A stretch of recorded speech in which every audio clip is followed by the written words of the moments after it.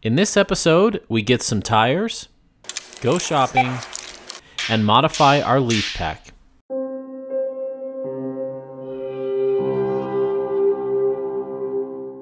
Well, it's evening, and we just picked up the tires. All right, we went with 295 70 18s with the Cooper ST Max. That's my favorite tire. They are heavy. They get poor fuel economy, but I've had them on my last 4 rigs, never had a flat. On the van, we had 55,000 miles on them, and they still had like 20% tread left. And they have excellent traction in the snow, on the street, and on the dirt. They make a little bit of noise on the road, but that's a payoff I'm willing to pay to have peace of mind and great traction off-road. I stuck them on the stock wheels. I'm going to see if they fit. I'm not sure if they will. If they won't, I'll get different wheels or wheel spacers. One thing I'm seeing already, it's kind of a rounded tire profile since these are 18 by 8s. I wish these had been 18 by 9s. If I'd known they were going to bulge that much, I probably would have got some aftermarket 18 by 9 wheels. But I don't want my tires to stick outside the fenders because then they just fling junk all over your truck. But finding a good-looking wheel that doesn't stick it too far outside the edge of the truck is proving to be really tricky. So these are 34.3, maybe 34.5. I think it's a good size. Should fill out the wheel wells, should give me some good traction. I can air down without being too monstrous. They're also only 11 inches wide, which I like. I don't need a full 1250. I prefer a narrower tire, especially like in the snow. You want to like sink down a little bit more and grip the traction underneath. We'll see. Alright, it's not 2 in the morning yet, and I'm not going to work till 2 in the morning. I'm not going to get everything done tonight. But I would like to try and get the rear suspension done. That's a lot of work, so we'll see how that goes.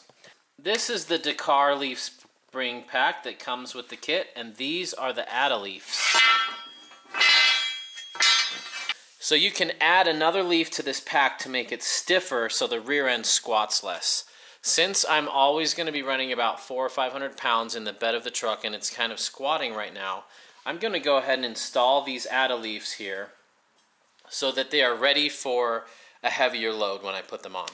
It's tempting to just put them on as it is and see how it sits, but pulling a leaf pack off and redoing all that's kind of a pain. So at the advice of Kurt at Cruiser Outfitters and a lot of other people online, I'll be putting these on. So let's prep these first and get those ready to put on. Each of these leaf springs has a hole drilled through it, as you can see here. There's a hole so that this leaf spring pin can go through them all. Now those are all tightly wound, and if I loosen this, they're going to go pew and shoot all apart. I'm going to put the clamp on, so the clamp is holding it, and then I can slowly release it with the clamp without worrying about it flying apart. Because what I have to do is insert this, 1, 2, it'll be leaf 3. That is tight. So as I release that, these are all relaxing.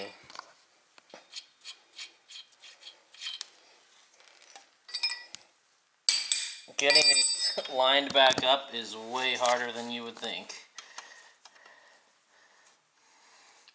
So I'm going to keep it in the bottom portion. Now I'm going to slowly loosen this. Okay, our spring pin is loose here. I'm going to be able to slip that extra leaf in there. Pay attention, one of these ends is pointed and one is not. And if you look at all your other leaves, one end is pointed and one end is not. Get in there.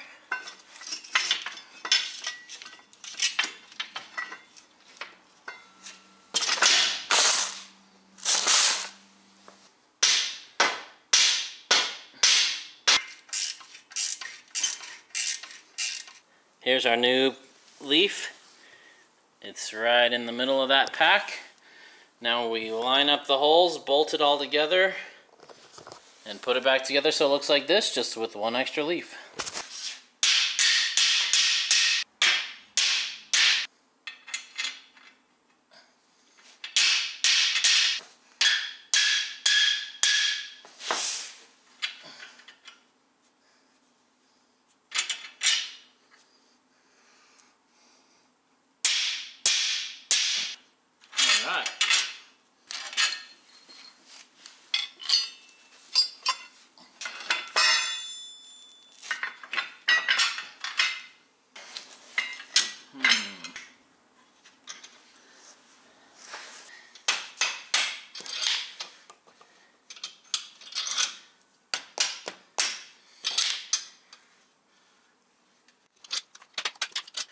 When hammering this back in, I got half of the threads on this bolt, and that wasn't enough, and it pulled it right out. So I stripped it. I need to go get another bolt.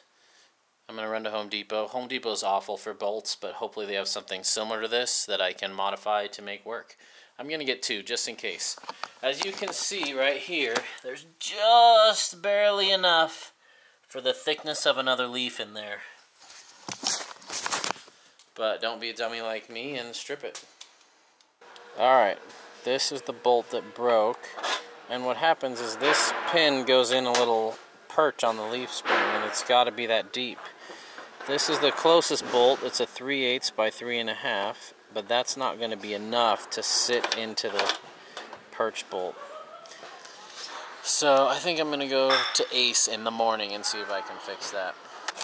Ideally, I would get one of these that's bigger. So that's what I'm looking for. Well, Fender and I struck out tonight. We're going to try Ace in the morning and maybe a suspension place tomorrow. So the ARB pins are 3/8 pins. They're not metric. I thought they would be, but they're 3/8 pins, and they're a 3/8 by 24 thread. When I look at this closer, I ended up stripping the threads in the nut. So I'm going to try just getting new nuts and see if I can make that work. That'll be good. Now the U-bolts hold the whole spring pack together too, but the centering pin's really important. When these break, your axle slides all over the place, so I don't want these to break. So we're going to see if this does the trick.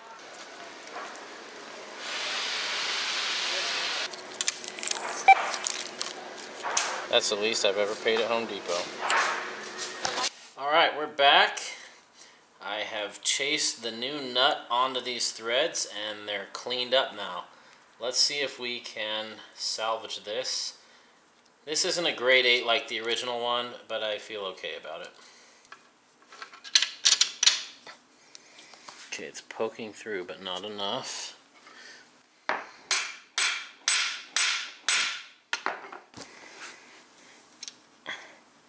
Not even enough to start.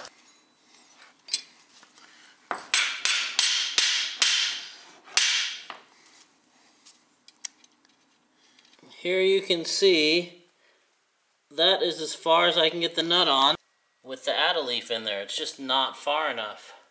That's as tight as I dare make it with the threads. It's only a 14mm. It's not like that thing's a big bolt you can put a lot of torque on. I don't dare tighten it anymore or I'll strip the threads out like I did on the last one. Really feel like you should probably get the longer center pin if you do the add-a leaf. It's just not quite enough. Look at that. Darn, that's going to set me back more time tomorrow. I really want to get these on. Oh well. That's life right now. I guess I could pound out the bushings and put in the new bushings just to save time. Alright, if you bought your kit from Cruiser Outfitter like I did, it comes with the shackle kit and all these extra bushings.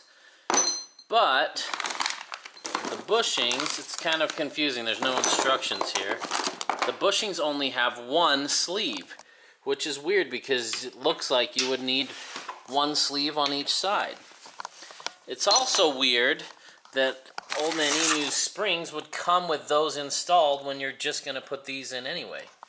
A little bit confusing. So I'm going to pound those out with a 30mm socket, and then I can install these, and the sleeve goes in the front one. Now here's another cool little trick.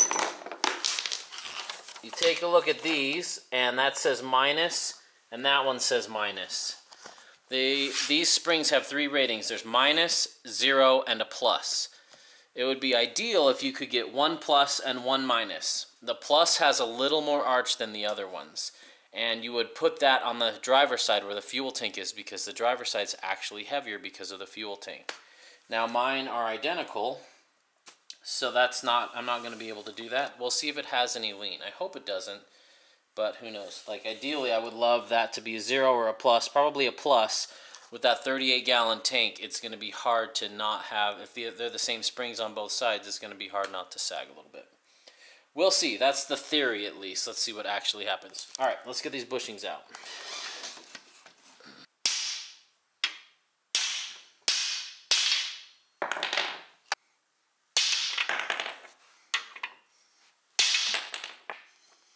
This 30's just really got a thick wall. This is a little narrower.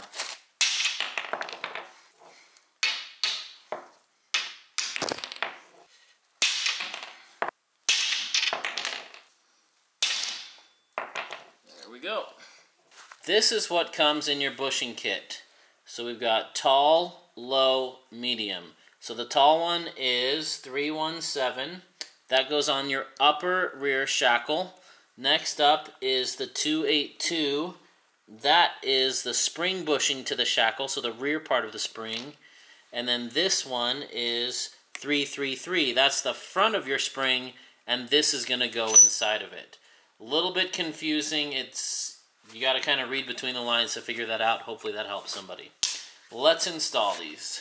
Next to our minus sign is an arrow pointing forward. That's the front part of our leaf spring. That's where we install number 333, the medium one.